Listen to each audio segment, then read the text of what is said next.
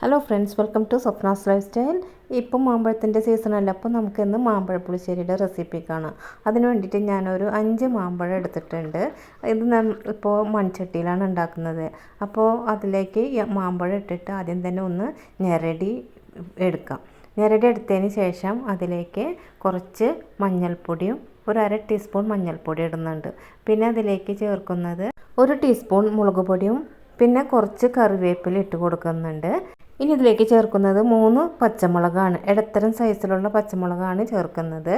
അപ്പോൾ അത് നടുക കീറിയിട്ട് ഇട്ട് കൊടുക്കും. ഇനി ഇതിലേക്ക് 1 കപ്പ് വെള്ളം ഒഴിച്ചിട്ട് നമുക്കിത് അടുപ്പത്ത് വയ്ക്കാം. ഇപ്പോൾ ഇതിലേക്ക് ആവശ്യത്തിനുള്ള ഉപ്പ് 1 ടീസ്പൂൺ ചേർക്കുന്നുണ്ട്. ഈ ഉപ്പും ചേർത്തതിന് ശേഷം നല്ലോണം ഒന്ന് ഇളക്കി കൊടുക്കുക. ഇളക്കി കൊടുത്തതിന് ശേഷം നമുക്കിത് മൂടി വെച്ച് ഒന്ന് വേവിച്ചെടുക്കാം. ഇത് വേകുന്ന സമയം കൊണ്ട് ഇതിലേക്ക് ഒരു അരപ്പ് ഉണ്ടാക്കാം നമുക്ക്. അതിന് വേണ്ടിയിട്ട് ഞാൻ ഒരു തേങ്ങയുടെ അരമുറി തേങ്ങ എടുത്തിട്ടുണ്ട്. അത് ചിരകി എടുത്തിട്ടുണ്ട്. അത് ഒരു മിക്സി ജാറിലേക്ക് ഇടുക.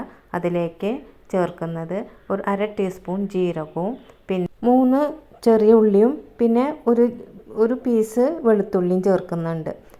ഇതെല്ലാം ചേർത്തതിന് ശേഷം അതിലേക്ക് ഒരു 1/4 ഗ്ലാസ് വെള്ളം ഒഴിച്ച് കൊടുക്കുന്നുണ്ട്. അധികം വെള്ളം ഒഴിക്കാൻ പാടില്ല, കുറച്ച് വെള്ളം ഒഴിക്കാൻ പാടുള്ളൂ. അതുകൊണ്ടാണ് ഒരു 1/4 ഗ്ലാസ് വെള്ളം ഒഴിച്ച് നമുക്ക് നന്നായിട്ട് അരച്ചെടുത്തിട്ട് വരാം. അപ്പോഴേക്കും നമ്മുടെ മാമ്പഴം റെഡി ആയിട്ടുണ്ട്, വെന്ത് റെഡി ആയിട്ടുണ്ട്.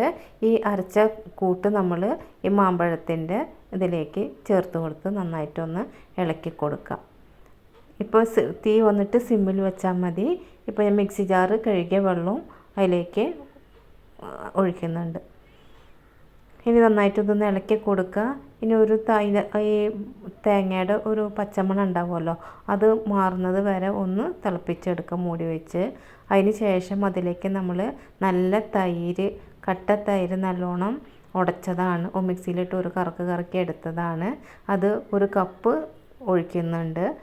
ഈ തൈര് എടുക്കുമ്പോൾ പ്രത്യേകം ശ്രദ്ധിക്കണം, അതിന് പുളി ഉണ്ടായിരിക്കണം. അപ്പോൾ ഇതിന് മാമ്പഴ പുളിശ്ശേരിക്ക് ടേസ്റ്റ് ഉണ്ടാവുള്ളൂ. പുളി ഇല്ലെങ്കിൽ അത്ര ടേസ്റ്റ് ഉണ്ടാവില്ല. അപ്പം കുറച്ച് പുളിയുള്ള തൈരെടുത്ത് ഉപയോഗിക്കണം. ഇപ്പോൾ ഇത് അവസാനമായിട്ട് ഇതിൻ്റെ ടേസ്റ്റ് ഒന്ന് ക്രമീകരിക്കാനായിട്ട് ഞാൻ ഇതിലേക്ക് 1 ടീസ്പൂൺ പഞ്ചസാര ഇടുന്നുണ്ട്. ഇനി വെറുതെ ഒന്ന് ചൂടായാൽ മതി. അതിന് ശേഷം നമുക്കൊന്ന് ഇറക്കി വയ്ക്കാം. ഇനി ഇതിലേക്ക് ഒരു താളിപ്പ് കൊടുക്കണം.